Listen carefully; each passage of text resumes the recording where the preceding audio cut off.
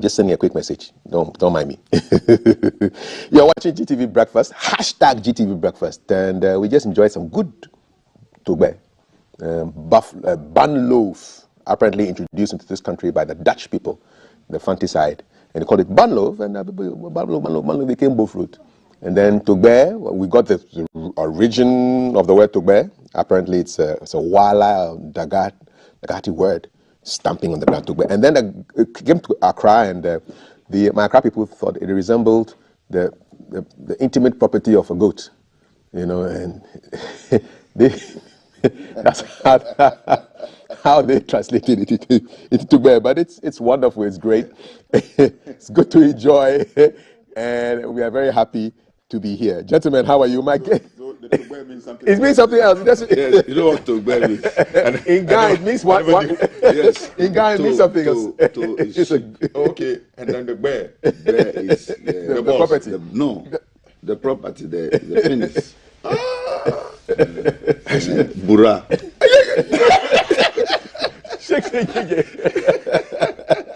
The word I love in Hausa is Bura Matara. This it again. Okay, I clean my mouth. Right now.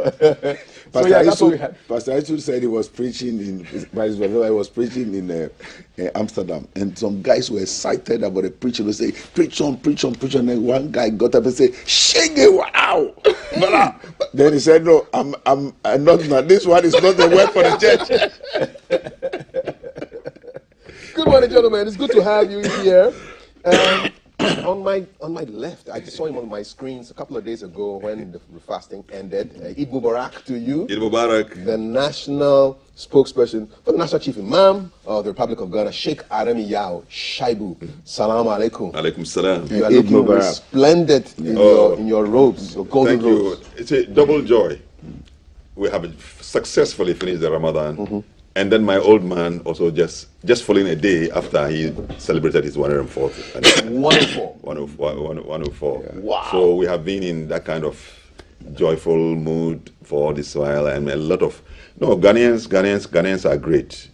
The love, the reverence, courtesy, support, encouragement that they keep on pouring on the old man. Just even yesterday in the afternoon, Kwapim Hini, for example, had come with his huge entourage just to come and wish him well. Awesome. I mean, President himself was there in a surprise note.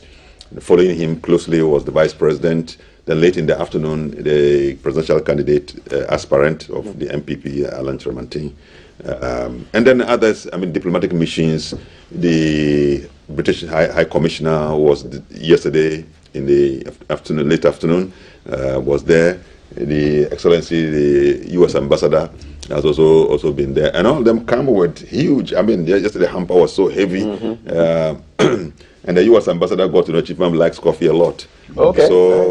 So when she got to know that, she had to get this coffee maker. Just once she noticed that he was going to celebrate, she had to now quickly rush and said she wanted to come and drop that thing. Coffee maker. Yeah. Nice. Yeah, and Nakwa, and it's been great. Let me quickly add that Ghana is a wonderful country, and I cherish, I don't care what happens, I cherish our relationship with the Christian community, because it gives us an example, and we wish that all other places will learn this. There was a near disagreement between the Muslim community. Traditionally we celebrate at the Independence Square, not knowing the Deeper Life had already rented the place unknown to them that we will be celebrating. So it was, we didn't know what to do. Yeah. And Vice President intervened. They also came. They broke some understanding. Even President himself intervened to really break some understanding. And finally, there was understanding. The PA system we used at the Independence Square was for the Deeper Life. Oh. They offered it. Oh, nice. They offered it. Yeah, for us. They agreed for us to come and do, because we don't keep long. So we can now withdraw, pack off our things. And then they come. And then they also now packed off all the chairs and everything, kept them in a very good shape. And then when we finished, then they could also continue. This understanding for me And that's how we say, look, after this misunderstanding, it can arise. But can you resolve it without insulting each other, without losing a life, without spilling a blood, without talking bad about each other, so that one day you regret when you have resolved your issues? Now, I cannot look at Reverend Face again because we had said bad things about ourselves, and so on and so forth. Yeah, so that is the world in which we must live. And in its grounds, I profusely thank them on behalf of the chief man. I still want to do that here, singling out the Deeper Life, representing the Christian community. Yeah, and I say we are grateful. Thank you so much for your introductory comments. And even adding on from that, yes. I think some of us were actively involved in that background work. I served on it. In fact, I was one of the few Christian leaders that received Dr. Kumuyi here. Somebody that has a great integrity. He's 82 years old now, and he's still preaching the gospel. Yeah. And so for some of face on the screen, yeah. Yes. So he's been there many years, and his representative here was Pastor Dodu, who had a long chat with me before the thing. So if we can speak to leadership, this is what the Muslim does every year anyway. It will be very unfair to have assumed that the Muslim were going to use another place. It will create an unnecessary tension, and needless one. And so eventually, the stadium was released for them, and because it was even a youth program that was being held at the time you were doing your program. And I think it went amicably well. And I want to say, I also commend the Muslim leadership to have made sure this thing was done in a manner that we showed maturity. We also show respect to our various religious sects, and that is what is supposed to be. That's the way to go. You don't see this in many nations anyway. Yeah. Without missing West, even in Nigeria. Oh, trust me. This would not happen. This will be Catholic. This will be so. The Nigerians and even Dr. Kumuyi himself and his leadership appreciate what we did. Can you imagine that when he arrived as early at 6 a.m.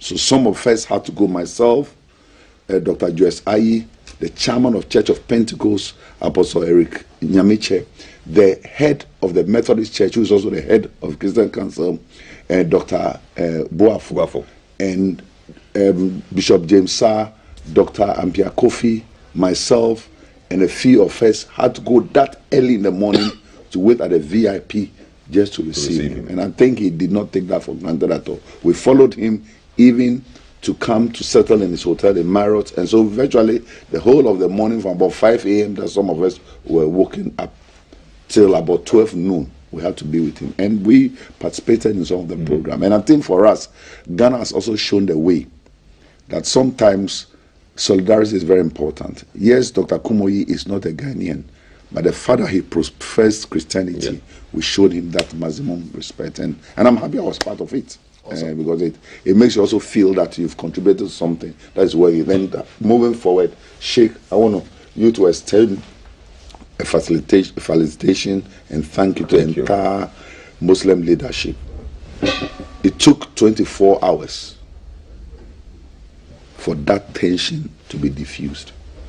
And within that 24 hours, it was a very sensitive time. Christianity and Muslim. Islam.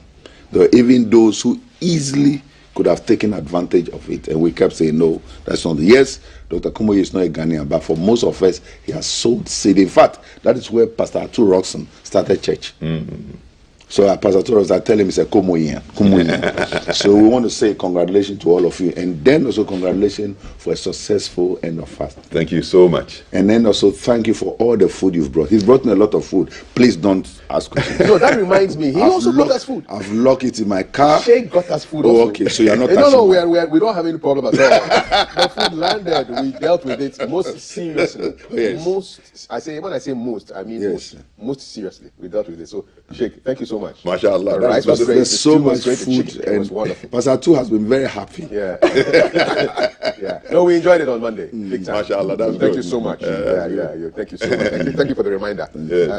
Rev, you're in the news, but we'll talk about that when we are wrapping up. I see your face there, and TN MS. And before we go on, I'm breaking protocol here. Yeah. Congratulations. Thank you, sir. Kafui Dey, I watched you on a screen yesterday and today, this morning, around 5 a.m. before I left home. And I realized you have been made what for cybersecurity? So an ambassador for the National Cybersecurity Challenge.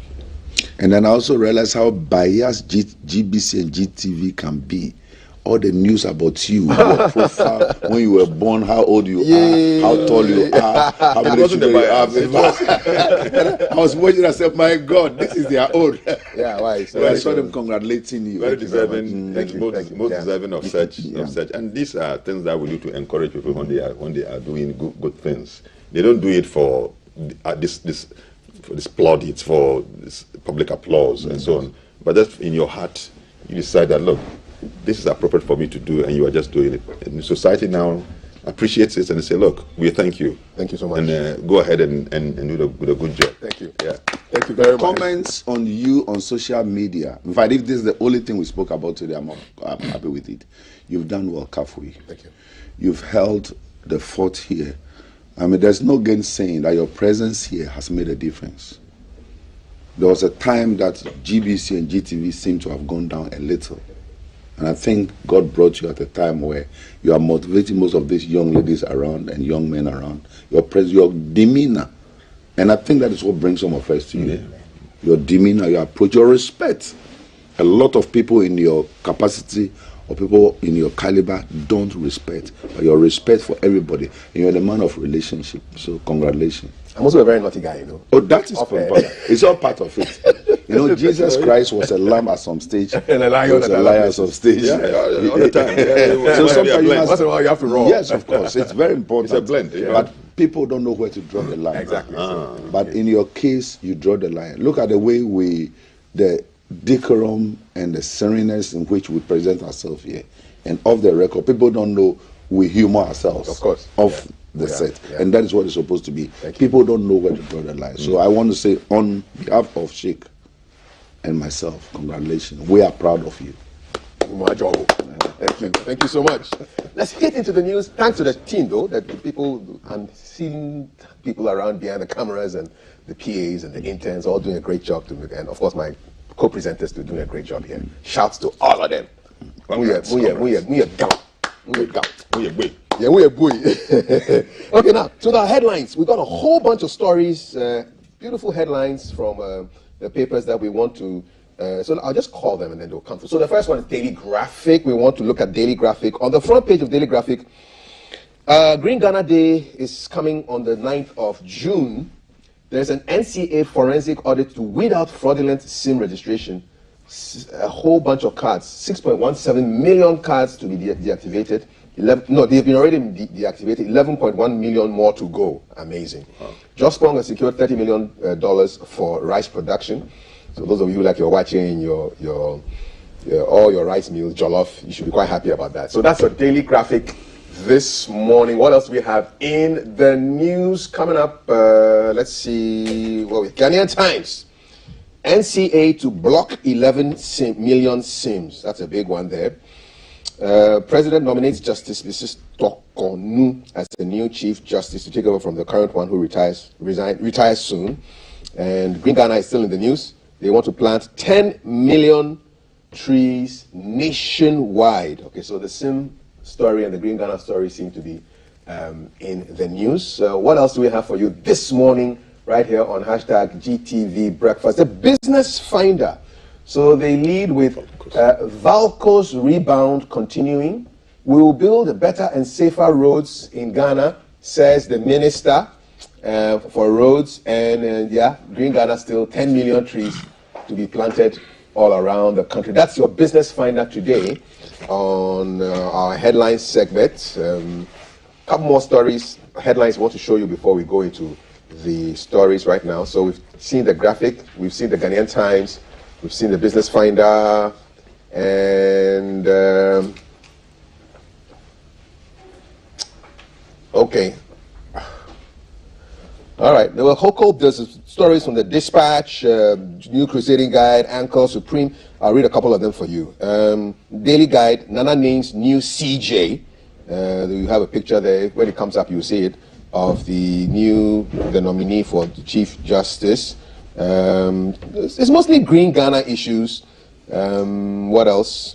And SIM cards. Lots of SIM cards. There's an interesting one in the Anchor, which I have in front of me here. It has to do with religious leaders and CSOs abandon anti-gay MPs. No solidarity or support. But the GPCC for morning say they are in touch. Now I need to confirm that. Read that story and see a little bit of that. Since I have my religious leaders here, I can start with that.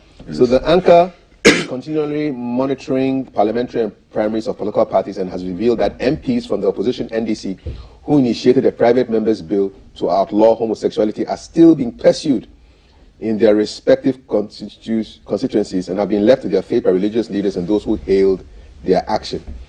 The Anchor believes that cash is said to be coming from the LGBT community, allegedly being thrown in contest by some opponents of the MPs, some of them who come from the NDC minority.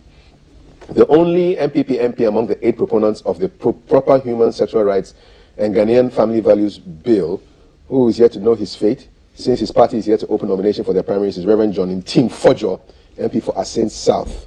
But interest groups such as religious organizations, Christian and Muslim communities, as well as the traditional leaders who expressed total support for the birth of the bill, appear to have abandoned the MPs at the time that they need them most. And according to the Anchor, the Catholic Bishops' Conference, the Presbyterian Church, the Methodists, and the Islamic faith have all gone dead silent. And the fear is that these vocal advocates of the bill may have it tough in their re-election slated for May 13. Can you confirm this? I mean, have you abandoned these people who are fighting for this particular bill, which is the Proper Human Sexual Rights and Ghanaian Family Values Bill? I think sometimes, and we know the media sometimes can give us disinformation. About a week ago, there was an uproar that Kevin Taylor has mentioned me and a few people as people who have partners in America, and that is why we are not talking about. Who is he? Who is Kevin Taylor? It's in America, yes. So I don't know if it's one of these guys too. Yes. And so a lot of people came. He mentioned a few names: Darkywood Mills, Lawrence Tete, Duncan Williams, Mr. Tabel, that we have houses and properties in America. That is why we don't want to talk about LGBTQ. And then somebody graciously from the UK, sent a video of myself and the chief imam. President, you were the main architect that I went to see the chief imam. That politicians will always want to be politically correct. So we, the religious leaders, should help the politicians. And if we team up, it works. And then I also even mentioned to him that it looked as if from MPP, it was only one person that was in the bill, the young man called Tim Fojo, who coincidentally is a pastor. He's a pastor. He's a pastor from the Asin Fosu areas. It's a Reverend Doctor and Tim Fojo, whom I know very well, very young man, very loving person. And he showed that balance and leadership. And so I said that we, the Christian community, it will be suicidal for us to endorse homosexualism and gayism.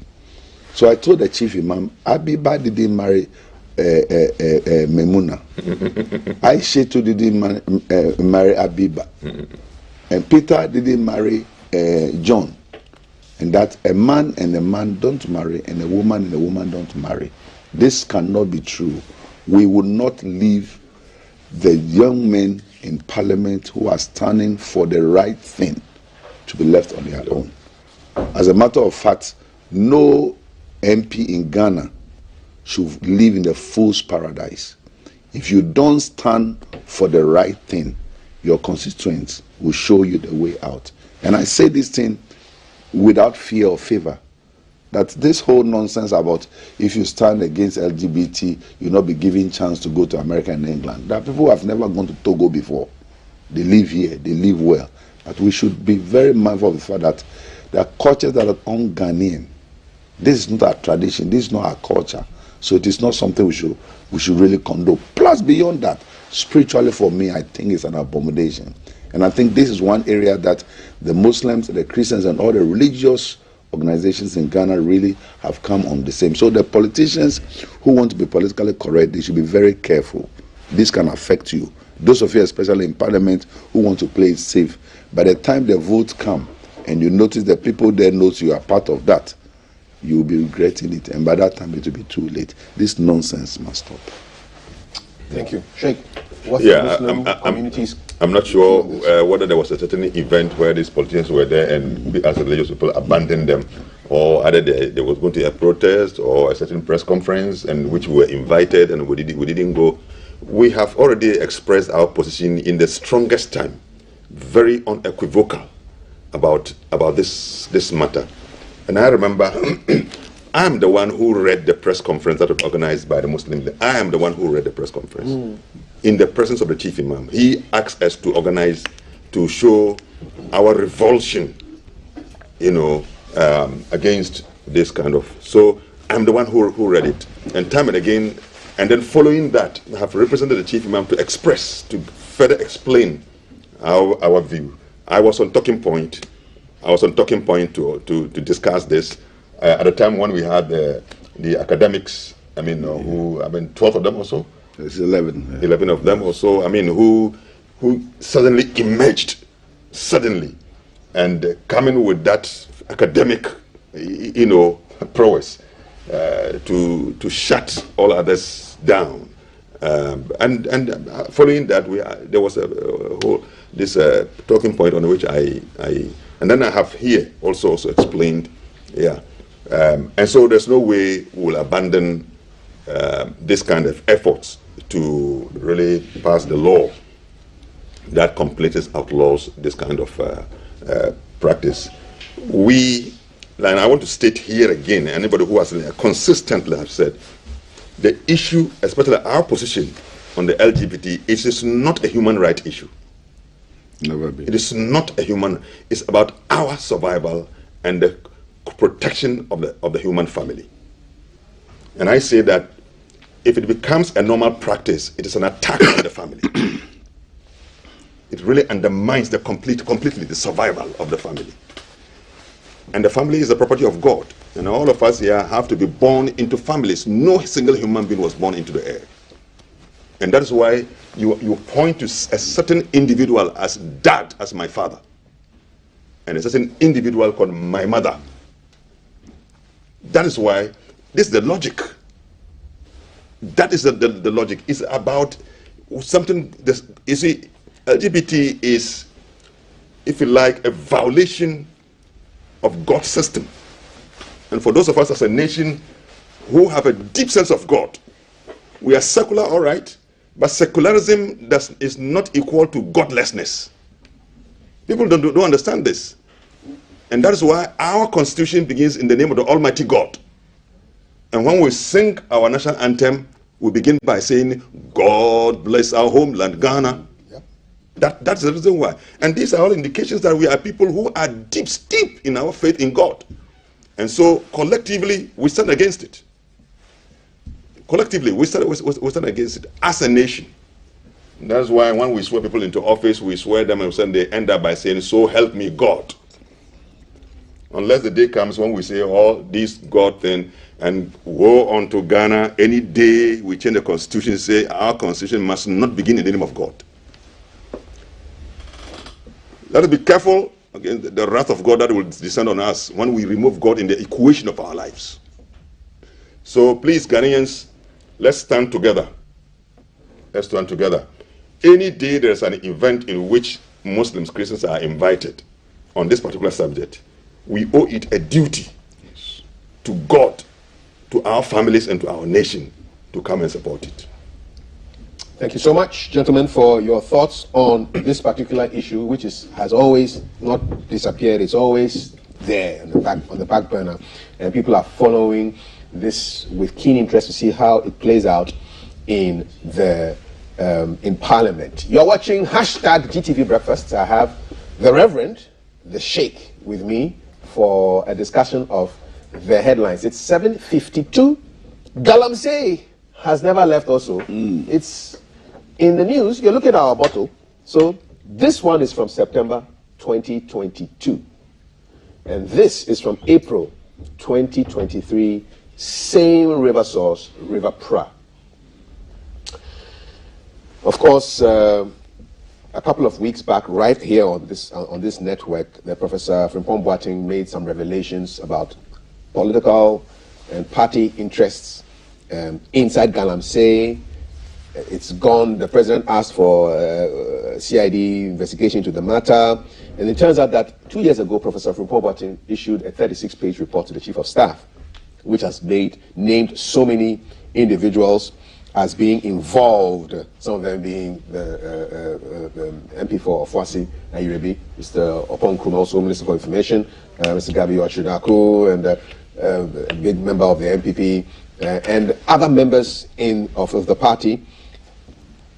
The words have been exchanged, and the most recent issue I have is with SHRAJ, the Commission of Human Rights and Administrative Justice, who have said they've come out to exonerate the former Environment Minister, Professor Frimpong Boateng, of being involved in Galamsey activities. They say their investigations into the claims against the Venerable Professor proved to be untrue. And the Commissioner for SHRAJ, Joseph Whittle, has indicated that the allegations against the professor were baseless. And this same SHRAJ is organizing a public hearing. And this story is on gbcghanaonline.com. A public hearing to probe the issues that have come up from this report. Now, Galamsey is not just an issue of political and corporate interest, money, but it's also a health issue, because a couple of days back we had on this network some experts who came and were telling us that the mercury that is used in mining gold can actually cause autism. Okay? So this is an assistant lecturer at the Department of Special Education, University of Education, Francis Kwame Anku, says mercury is a factor in Galamsey. So in autism. So there are so many angles. When Sheikh said we are under threat from wrong family values, we're also under threat from water like this. I'll start with you, Rev. You've been to those areas. You've seen them. Why can't we just put a stop somewhere? You know, it's very sad. And let me emphasize again that all of us are to be blamed. From our security services to all our religious bodies, our chiefs, our kings, and the arms of government, and the media, we all have ourselves to be blamed. And posterity will judge all of us. Now, Sheikh and Kafui, in every district, do we have a police? Do we have head of immigration? Do we have national security? Do we have Bureau of National Investigation? Do we have kings there? Do we have DC there? What is this nonsense we say that we don't know the perpetrators? Can somebody go to a farm, a land, and just start farming there without the consent of the kings, the chiefs, and the leaders? As a matter of fact, we are only talking, but we are not acting. And I think that is a shame. And from the time they started talking, in fact, I leave it at the doorsteps of our politicians. NDC, MPP leadership should be blamed. They only talk to clear themselves.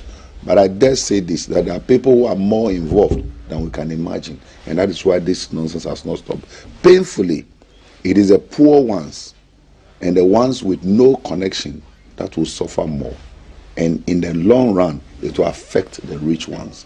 Because whatever you gain from me today, this is River Pra. Yes. This is many months ago. In September, you had a small bottle. This one. It has been here all this time. And then just about a few days ago, we have this. If this is what people will be drinking, and this is what people are living by, the pollution and even the threat to people's life. And like you rightly said, if the mercury in it is going to cause autism into boys and girls. Yeah. Infertility, even infertility. What is the future? And so I think that we should stop talking and walk the talk. And as a matter of fact, somebody must wake up, and we must wake up. I am very embarrassed What do your After Hungarian reading- friends say when they hear this stuff going on? in Oh, Ghana? to be very honest with you, sir, we are radical. In fact, it's very. You don't want me to say some of the things they say, and we, especially they were our classmates. We sat in class with them, so some of this is off the record. You don't want to talk to a Hungarian diplomat or an Austrian diplomat or a German diplomat who is your friend, who was your classmate, your schoolmate, and we've met. They've come to visit you. We've gone to visit them, and when some of these things come up, we become a joke. And certainly, what are security services doing? What is this unfortunate stories we are hearing? Like soldiers go to the place to go and bodyguard them. And people have lost their lives. Look at how a young man, Major Mahama, died. I was in the Boise. So I've been to some of those sites, and I think what is going there is too glaring that we can ignore. It's open, eh? It's open. It's too glaring. It is not done in secret. Question number one, Sheikh, the machines that are used, are they used by magic to come to the land? Don't they clear them from the ports? Don't they pass through our lands to go? Who checks them? The number of police people we've stationed on the roads, what do they do? Why don't somebody wake up? We have a CDS in this country. We have an IGP in this country. We have commanders. We have district commanders. We have regional commanders. We also have National Security and Bureau of National Investigation. Trust me, some of them rather end up victimizing people that they're supposed to be protecting. And this is the very thing that we're supposed to be doing. We pray politics about it. It's a shame to all of us. And I think that it's about time we wake up to reality. I am even embarrassed that we are politicizing a report by Professor Frimpong Boateng. I'm embarrassed. You know why I'm embarrassed? Professor Frimpong Boateng is a gift to Ghana. This is a man who achieved so much in Germany and decided, like what some of us are doing now, to leave whatever we have in the diaspora to come and contribute our quota to this place. I feel very sad for him that he ended up in politics. But the kind of integrity, prestige, honesty, and the kind of respect that he carried, politics has made him come down into the gutters with everybody. I hear people saying, "Ukoho Day." But then I can also understand that he wanted to contribute to the country as a patriot, you know, in the truest sense of the word, not in the political sense of the word, but bring your gifts to come and bear on the... Man, I have known Professor Frimpong Boateng for many years. And the kind of idea and mindset the man has, I think that is what pushed him into politics. But this is a lesson to most people. Be careful when you are going to politics. You know what kind of watch you carry and what kind of boots you put on. Because this has drawn him into battles that he could have affected. It's undermining his hard-won reputation. I mean, it's not individual. To be honest with you, I'm not even looking at whatever is going on. I know there was an issue between him and the Minister for Information and between him and... that's not. I'm not even looking at that. I mean, they are politicians. He himself is a politician anyway, so they all have to prove a point. But I'm looking at his personality. That I think that is unfortunate that he got himself entangled in that because he was doing much better. In fact, he changed Kolebu. He changed Kolebu. He built the cardio department of Kolebu. And you know what? At that time that he was at cardio, my father of blessed memory went there at some time.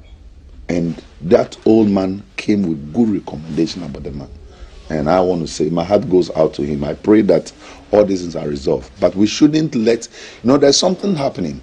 Sheikh, we are diverting the attention from the real source. To attacks on his The person. perpetrators are being left untouched. And we are fighting among ourselves. There is no wisdom in the fight between Gabi and Professor and Oponkrumah. No. It's just the enemy that is really diverting our attention. These are one people. They are the same party anyway. They are all MPP people. So this attack is unnecessary. The perpetrators have been left out. Who brought the Chinese?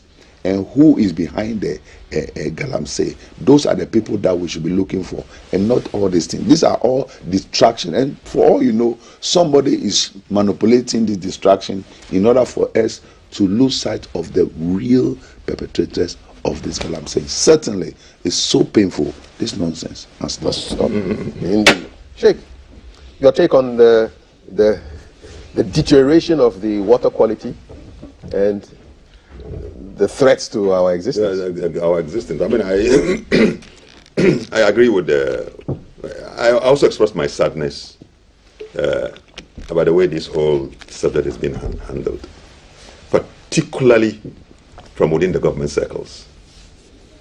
So, are we together in the fight? If as a government, are we together in the fight against? Because we are divided now. Mm-hmm. Because those, I mean, Gabi, is he NDC? The Minister of Information, is he NDC? Mm-hmm. Professor Frimpong, is he NDC? And who else can I mention? These are people within the party, and this is a party that had an agenda to fight this. So it raises the question as to the true commitment to really fight this menace. It raises the question. For example, this report, I'm told, was written 2 years ago, mm-hmm. And it raises suspicion. The content raises suspicion about the real commitment of people in government. That's all that there is to it. So could it have been a source of investigation so that by now this issue wouldn't have had any relevance? Because it's not a new document. Mm. It is 2 years old. Yep. It's not a new document. So, and I hear people are, shifting that in. Instead of the substance, we are talking about procedural matters. Yeah, and procedural matters. There was a covering letter. But the president has made a commitment. So the issue is not about procedures again. Mm-hmm. Because he has made and unequivocally said if it means putting his presidency on the line. So if it comes to his notice that, so there are people in my government, and when it comes this way, it's a matter of morality, not a matter of law. But Sheikh, you look at the timing of the report came after the election had been declared and won the second round. So yeah. At that point, the second term has already been secured. Yeah. So then you go ahead. It's this issue, sometimes too much of the, because they say law has no appeal to morality. That's what they say. Yeah. Technicalities and procedures. Technicalities and procedures. If you come to my religion upholds law, but law hinges also on morality. Mm-hmm. Yes, you don't separate between morality and law. So, for example, somebody steals, and because he has a lawyer who is more articulate, more consistent, coherent in logical presentation, so he's able to convince the judge, and the judge says, by your argument, not the morality. Not the morality. Not the morality. What kind of people are we? Why do we talk about ethics and morality? Then let's abandon. That's why we are now in a world wherein ethics, morality, values no more have a place. It's so much about how you can amass. This is a subject that is a threat to all of us. I don't think even NDC should be happy about this. Pardon me, those people who are listening to me. Mm-hmm. But do you think, assuming this government goes off power and another government comes into power, how are they going to tackle this matter? Are they free from some of these even internal saboteurs? It's a matter of money. And that's why we should all now say, look, why don't we subject this report to certain scrutiny? Because we are keen in finding out who are the culprits. Are there people in government who are sabotaging? Can we get them out? So that when we do the investigation and it's not true, then we say that it is not true. But to trivialize it so that even those in government are not trying to say behind the scenes, address this, and embarrassing the government, in my view, embarrassing the government. My very good friend, information minister, these are my good friends. Yeah. Now speaks across. Professor Frimpong also speaks. Gabi also comes in. They are not trying to give us a better understanding. Maybe there's a certain gap in the way communications have gone, but they are all one in this fight. I'm yet to say it because when the pastors went there, they were misrepresented. The media did a very dirty job by presenting them as people who went there just to go and pray. I was part of it, but I couldn't join them on that day. You would have seen me there. The idea was to go there and see the extent of damage. But as religious people, we don't leave God out of our destiny. It's to pray to sympathize with the whole community there. We are in Accra here. But if that community, I don't know which of the villages I can mention, if the whole land is destroyed, what do they live on? and young people cannot get a place to farm, can't we sympathize with them? We can. We leave them alone to themselves. And yet, this was politicized. And the pastors were taken to the cleaners. We have even spoken to the president at the time. And we said that if it was possible, let's lay some ban, on all mining activities, so that we can now have a certain investigation to do, so that we can really draw the line between community mining that is legal and those, because now there's a certain fusion. You are unable to draw the line. People in the name of community mining are also doing the illegal mining. So you are able to see it. So it makes even the fighting even more difficult. Our chiefs. They tell you they are the custodians of the land. Yes. So how can you be a custodian of Galamsey land? All Nananom and Mba, please pardon me. I respect tradition a lot. I respect our chiefs a lot. But let me use this example. When the Fulani go into the farmlands, what has been their reaction? Exactly. That's a great point. Yes. What has been their reaction? They come out very forcefully. Yes. Now the water bodies is being destroyed. Our land is being destroyed. We don't see them coming out in that same manner. You raise a good point there. Yes. The reaction against the Fulanis versus... Yes. Yes. Look, it's our survival. I'm thinking, I think so much. Look, though I'm still strong, but I'm getting old. Yes, of course. It's a natural order. Yeah. Yeah. I want to leave a Ghana behind that my children will inherit happily and be able to survive to the time God decided to take them away. So all those who are above 60. All right. As you, pardon me for breaking in, but we have the former Minister for Environment, Science, Technology and Innovation, and at the heart of this particular issue on the line with us, Professor Kwabena Frimpong Boateng. Good morning, Prof. Welcome to GTV Breakfast. Good morning. Thank you for having me on the program. It's great to hear your voice.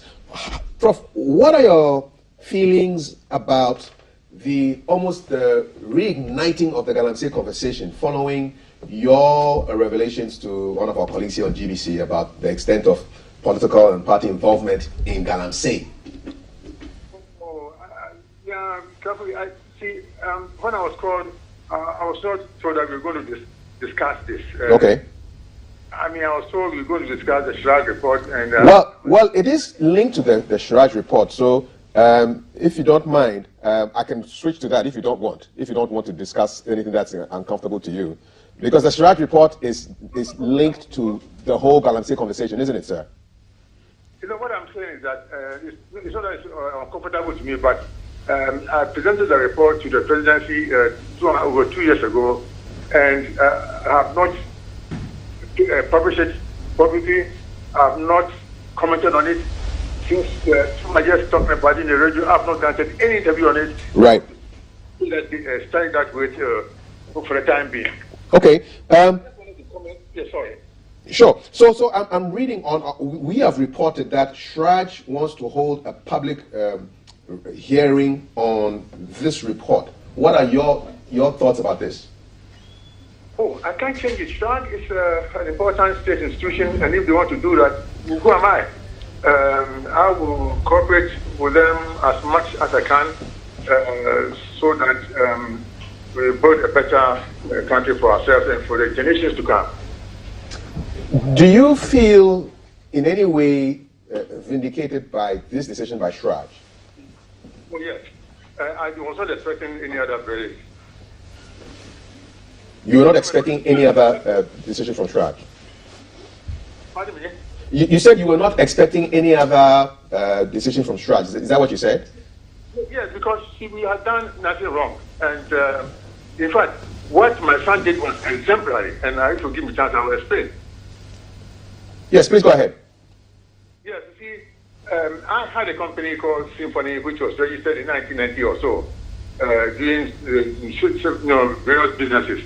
And then my son finished his national service at Anglo Gold Ashanti, maybe I should not mention the name, Boise. And after that, he said, look, if you look around the Ghana scene, people are doing all sorts of destroy the environment and so on. So I want to start a large-scale company that will be exemplary.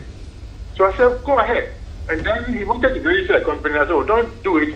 Just take our old company to register general department, let them add managing component to it, then go ahead. So he went ahead and he was given several concessions, but then he decided that look, he could not work on 5 concessions, so he gave 3 away and concentrated on 2. The 2, he did reconnaissance studies. And if after the reconnaissance, if you go to the field, you will not even see anything that anybody has entered the forest. Mm-hmm. After that, he started prospecting the land. And it was done in such a way that if you go there, you will not even see any trace of any machine.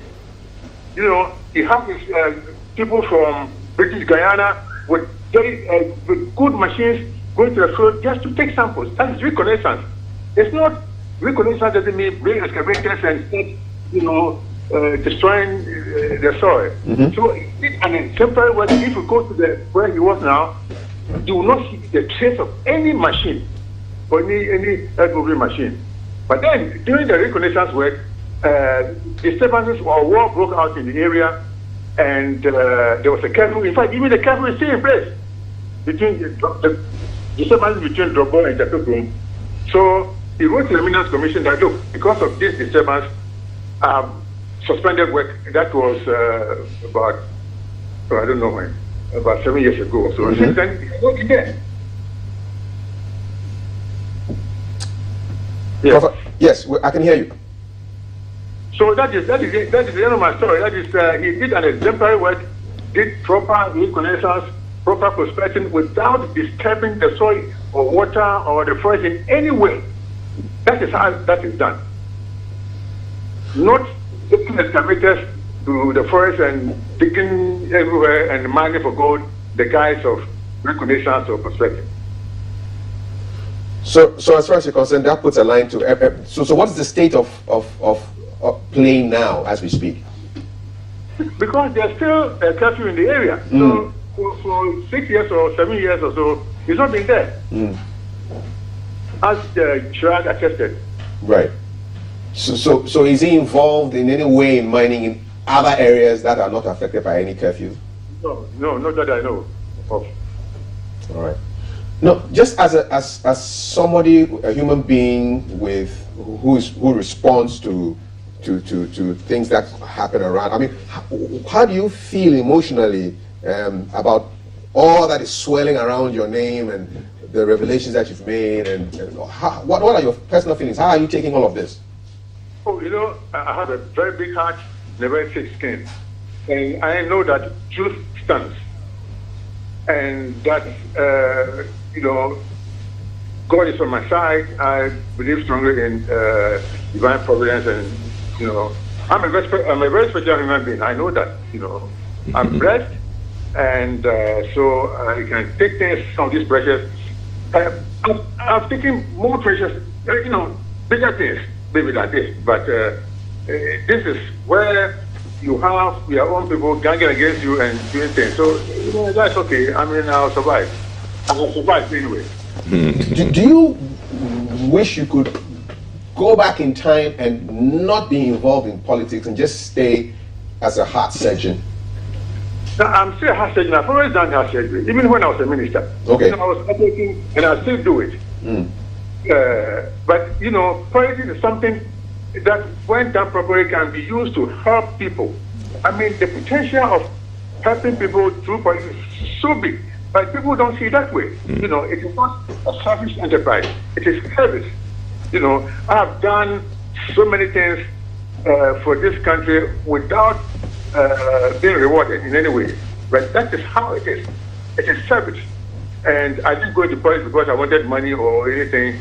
Whatever I have, I have. You know, I have worked hard all my life, and you know, at 32 years, I was a consultant surgeon in Germany. You know, I came here at the age of 39 to build a cardiothoracic center, and you know, I'm okay. But there's so much suffering in this part of the world that, you know, we have to do God's work. And God's work is to care for the last, the least, and the lost, the poor, the vulnerable, the widows, orphans, and people who have no means.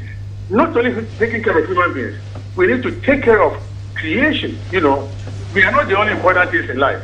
If you look at what we have done, the animals, the birds, and everybody, everything, every living creature is suffering in this country. Look, Kafui, when was the last time you saw a vulture? That's a good question. I've not been looking up in the skies too much. Ecosystem. No, I can't remember. I haven't seen a vulture in a long time. So you watch out. You go, wherever you go, Accra, apart from maybe the slaughterhouses where you can see a few, but in the villages, they are all gone. And anytime you see vultures dying, it's only a question of time that human beings will follow. Because, see, they've lost their habitat, we have poisoned their food, and these are the scavengers. So when rats and things die in the field, there's no scavenger to take care of it. And the bodies rot, and the germs run into our water bodies, and we are all suffering. And that is part of the increasing incidence of zoonosis, that is animal diseases transmitted to men. You know, I can go on and on and on and on.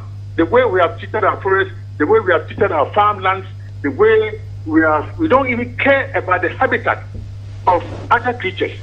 You know, the way we treat even the soil with herbicide, with insecticides, killing insects, worms and things. These are microplasms that enrich our soil. So there are many things we have to think about, you know, in this country. And I think in the days and weeks to come, we'll have to talk about these things. Professor Boateng, do you hold yourself in any way responsible for not stopping or curbing the destruction of the environment, because you were in charge of that portfolio for 4 years? No, I was ultimately the president is in charge. I mean, he appoints people to work for him, and if he's so happy with you, and he can change you, he can give you powers and things like that. Yes, I was the president's representative in that ministry, but ultimately I was working for a president, and he is ultimately in charge. What would you consider to be your greatest achievement as the Minister for Environment, Science, Technology and Innovation? A lot, which maybe that's because another time. And for example, I mean, I believe that no country will ever develop without the capacity to build machines, to make implements, to develop processes, so you can make machines, spare parts, and so on. So I suggested that we build a machine tool center that will give us the capacity to use computer-aided design, computer-aided manufacturing to manufacture things, even reverse engineer certain equipment that we cannot make originally. The president agreed. We started a project in atomic energy. The buildings were there. We bought the initial set of machines, and since I left, everything has come to a standstill. The place is weedy. The machines, I'm sure these are electronic machines, they have gone rotten or something. That is one thing that breaks my heart. We did a lot of work at atomic Kuntunsi, you know, both a separate station that can provide Earth observation, so we know everything that is happening in Ghana. If, for example, you know, if a minister needed certain information, you have to buy from outside. And a lot of ministries buy satellite pictures, for example, roads and highways, agriculture, environment, many ministries, natural resources. But we have this. I came to some agreement with Biosite, and they have installed an Earth observation satellite that can give us accurate information about what is happening, not only on land, but also on our shores, that we can monitor even fishing and people are fishing on our territory. Right. And this is one thing. And then the third thing that I did was with my German colleague, worked out a program where we built a hybrid power station in Achimang, Niger South. That was a pilot where we combined solar energy, pyrolysis, and biogas to create an energy system. In the process, taking care of the waste, plastic waste, biodegradable waste, and so on. Right. And so it is still working. It was a pilot, and it was also been replicated in the former 10 regions. So that is also there. Right. It seems. I mean, as you said, we can talk about it. We can talk about it, and I'm sure we'll have a chance to have a chat with you. But finally, I must ask you: have we lost the fight against Galamsey? No. Once you are alive, we can always win. No, but I don't know whether you're watching me, but I have in front of me 2 samples of water from River Pra. One looks like mango juice, the other looks like a cappuccino. And people are bathing and eating and drinking from this water. For them, if you tell them that we have not lost the fight against Galamsey, they will say, huh? What do you tell the people of the Beposo area, the River Pra, all the rivers that have been contaminated? How do you convince them that the fight against Galamsey has been lost? What I'm saying is, now it appears lost, but then if there's a goodwill, if we come together, bury our differences, and adopt the right strategies, and not being greedy. See, initially, let me tell you, initially, we were accusing the small-scale miners association of polluting the environment. So the emphasis of my committee was on the activities of the small-scale miners association. So we met them. They were very cooperative, and we saw their problems. They said, look, when we apply for licenses, it takes a long time before we get the license to go and operate. That is why we enter the forest. We also don't know how to do sustainable mining. So we took them, 4,000 of them, to Takwa, a school of mines, to learn sustainable mining. We guided them through the registration process, and they got their licenses. We took them through a lot of processes. So their problem was solved, and thousands of them were certified to go and work, and they were working very well. So to me, that fight was won. The problem came when big people behind started bringing huge machines, 20 excavators, engaging Chinese and so on in the field. And that was not part of the work of my committee.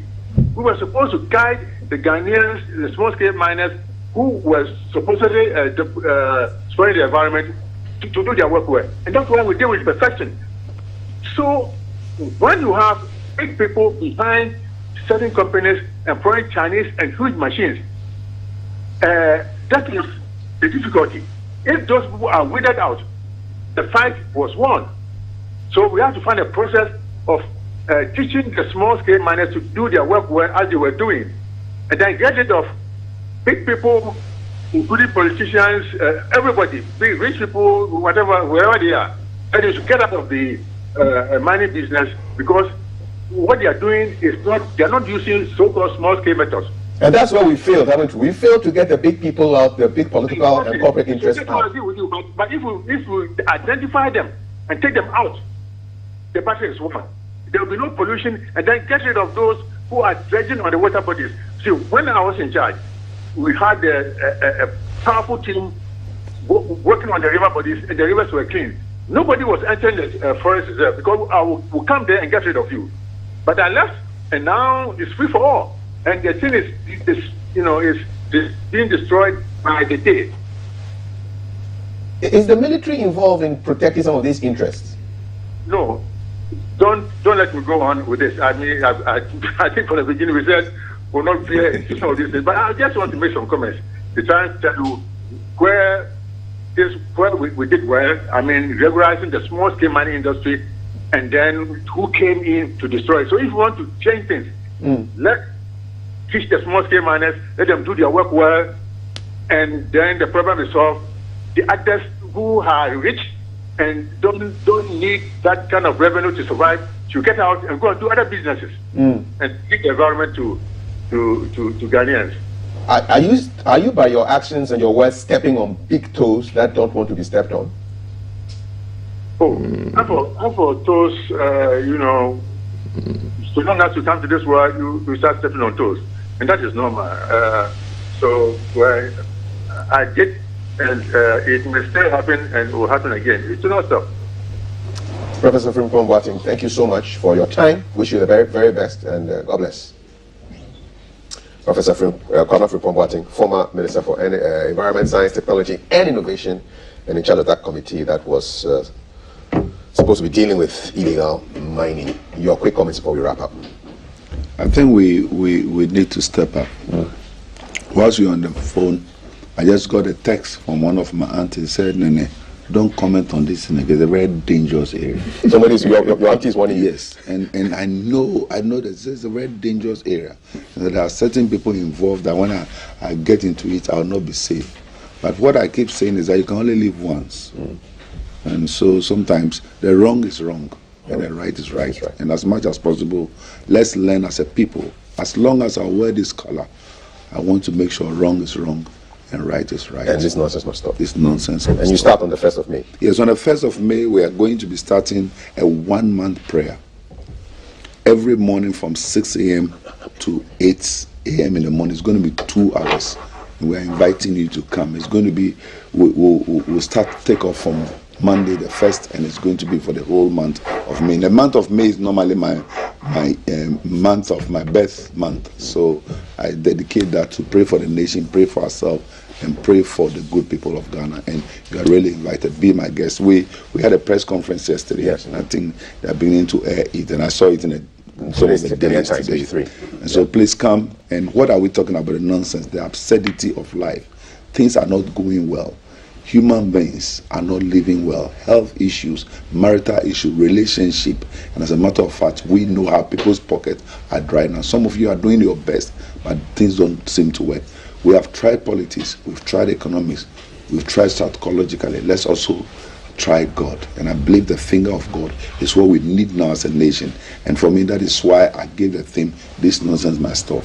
The Bible says, if my people who are called by my name will humble themselves and pray and seek my face and turn from their wicked way, then will I hear from heaven, forgive their sins and heal the land. Amen. Sheikh, you have the last word, briefly.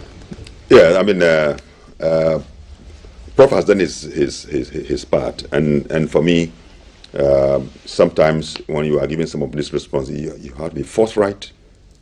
There are times that you have to be tough-minded, especially when you believe in principle that what you are doing is right. So he has done his part. But I think that I would suggest to the Council of State, to come up, arrest this issue and be interested in it, so that we stop. I don't want to hear this back and forth, people in government coming at each other. Yeah. But that if there is some truth in that report, right, really, we must really, so that we save our country. Finally, Kaf, I think maybe one day we should come and discuss this thing. Anger. Yes. Anger. Feeling betrayed. Bitterness. Okay. This policeman who killed that woman is why There's a book on it, on this, the dangers of offense. Dangers of offense. Yeah. Anger. We'll have a conversation on that. Well, one day. We'll cut you. We'll bring you on. Yes. Gentlemen, thank you so much. Sheikh Arumia Shaibu speaks for the National Chief Imam, and Reverend Dr. Lawrence Tete is starting his This Nonsense Must Stop 31 days of serious prayer. It's happening starting from the 1st of May 2023, and he is the president and founder of the Worldwide Miracle Outreach. Many happy returns to you, Azaria Chum Berima, from your father and the Chum Berima family. Happy birthday from all of us here to you. Still to come, we have conversations on pensions and incomes, the state of the media in Ghana, and breakfast with Carl Clotte. But ahead of that, we're keeping an eye, and we're going to J. Gabra, where we have the UGMC launching NCD Care Service, and this guest is Dr. Maxwell Entry, the CEO of Farm Access, and CEO of UGMC, Dr. Darius Osei. That's Keep an Eye with J. Gabra right here on #GTV Breakfast. Stick around. All right, so Jay, what's up? You did it. Hello, Jay.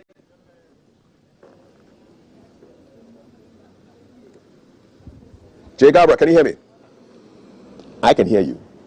Yes, I'm here, Kafui. Thank you so much. Yes. Good morning and welcome to the UGMC Medical Center and Simulation Center, where a few moments from now, the UGMC, in collaboration with the Farm Access, will be launching the NCD self-care service. I'm here with the CEO and one of the bosses for Farm Access, and they'll be here to brief us on what exactly NCD care is all about. There's always innovation, there's always digitization going on, and this time doctors are always looking for the best care for their patients. Let me start off with you, Dr. Maxwell Inchi. What's the NCD care all about? So we live in a country where mobile phone penetration is almost 100%. Okay. The last data from NCA shows that about 60% of all Ghanaians have access to a smartphone. Okay.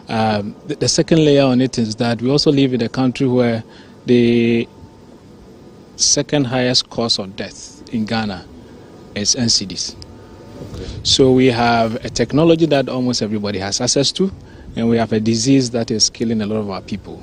And the question we've been asking ourselves is, how can we bring the two together so that we use the power of mobile technology to help address a pervading disease burden? Okay. So that's basically what NCD care is about. So NCD care, what disease are we talking about? What disease are hypertension and diabetes, which are the two main, what we call silent killers among the NCD groups in Ghana. Okay. Will you say it's steadily on the rise in Ghana, and why is that? It's a huge burden. As any country evolves from up to middle income, your disease pattern also changes. So you move a bit away from infectious diseases, and we call it a double burden of diseases, where you have a bit of infectious disease, but also a growing burden of non-communicable disease because of lifestyle changes. Okay. As the middle income bracket expands, people have access to more nutrition, less physical activity, more stress, and all these are ingredients for increasing hypertension and diabetes. And that's what we are experiencing as a pandemic also in Ghana. Oh. So as I said, among people who are aged between 30 to 60 years, this is the second highest cause of death. The first is trauma. Okay. Thank you so much, Dr. Maxwell. Let me just come to you, Dr. Darius. So this NCD care we're talking about, does it eliminate the need for the patient to come to the hospital? No, not at all. There will always be the need to visit. UGMC is a referral hospital, so we get referrals from all over the country, even though the hospital is sited in Accra. So for people who are admitted here for some condition, especially when it has to do with one of these non-communicable conditions, really, if they are stable and they go back to wherever they were referred from, I'm sure we can still monitor their status from this app, which we are going to commission today. And they don't necessarily maybe have to travel to UGMC every month or so. But with the app, when it shows that their condition is changing and it needs the attention of doctor, we may have to invite the person to see a doctor. Okay. But so far as the condition is stable, then we continue monitoring the person from afar. Okay, so how does one get access to this service? Well, the app called Lucy, today we are going to commission it. Okay. And once you have any of these smartphones, I think pharmacists will give details of the processes which one has to go through. Once you download this app, then the various care paths will be there for you to ascertain. So it shouldn't be a problem. Okay. In fact, that is why we are here today. Okay. Right. So before I leave you, I just want to know, now that we are revolutionizing how we treat patients and all that, so all other diseases, how soon do we plan to put them on digital platforms as well? Well, I think the studies and statistics is showing, as Dr. Maxwell Entry said, that the two threatening conditions for now are the diabetes and then hypertension. In fact, if you go into our statistics, it is the major cause for referrals. So to start with, if we can focus on these two conditions, and as time progresses, we will see what next. Okay. And so for now, let's focus on these two conditions. And I'm sure with time, there will be some add-ons depending upon the figures or data that comes on board. Thank you so much, Dr. Darius. So Dr. Maxwell, that leaves you with a final word. So before we go, how accessible is this service to patients? So this service is available on Google Play Store, and if you use an iPhone, also you go on an App Store, you get it, and you download it, and then it's a very seamless approach of onboarding. But you can also walk into UGMC, and the doctors and the nurses and the medical team will help you to also onboard. The great thing about this is that it saves the patient costs, it saves the patient time, and it saves the patient money. So imagine a patient who lives in Kaswa, who has to travel in the morning, sit in traffic for 2 hours to come to the hospital, to come and just check their blood pressure and be told that their blood pressure is normal, and then you take another 2 hours to go back home. If you're a wage earner, you've actually lost your wage for that day, and the risk of commuting. So all that translates into cost savings for the patient. Also, for this service, the cost is actually lower if you had come in as an in-person. So overall, the future of healthcare is really about how do you combine digital innovation and in-person care. And that is what UGMC is doing today. Okay. So this is all time will allow us for. I just want to thank my guest, Dr. Maxwell Entry, and the CEO of UGMC, that's Dr. Darius Osei, telling us about the innovation of medicine. Thank you so much for tuning in. This has been the Keep an Eye segment from the UGMC Simulation Center. Back to you in the studio. Thank you so much, Jay, for that report at the UGMC. Listen, today is Thursday, and Thursday is Throwback Thursday, and we're throwing it all the way back to 1999 on the 26th of April 1999. Nana Berima Kweku Dua ascended the throne and came to be known, as we know him today, as Otumfuo Osei Tutu II, the 16th Asantehene since the Asante Empire was founded by Osei Tutu I. This, courtesy of hashtag GTV Breakfast, is a throwback video to that day in 1999. Enjoy.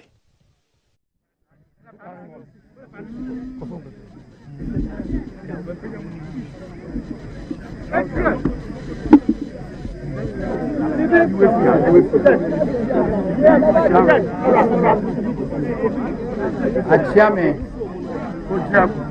continue akwamu, baro, abontam ni nifa, adonten, benkum, oyoko, sidom nene majase, nana Asante hima. Bisanta nkasem kanta nkase. Osani poku nananeme. Osesi bebonsu ne adjuma pambo nananeme. Nana adjuma prempe nananeme. Me opani osechi twie. Minni ani poku ari otosu mienu. Senya sumpa amina nanu de besuma Asanteman. Ema Asanteman so de sumwo mu. Na me osechi tu otosu mienu. Me baba twaso. That's my fan of words of advice. If I don't serve you in truth as my predecessors did, I swear the great oath. With these words, the life of Berima Kweku Dua came to an end, and another life began as Otumfuo Osei Tutu II, Kumasi-hene, and Asante-hene left.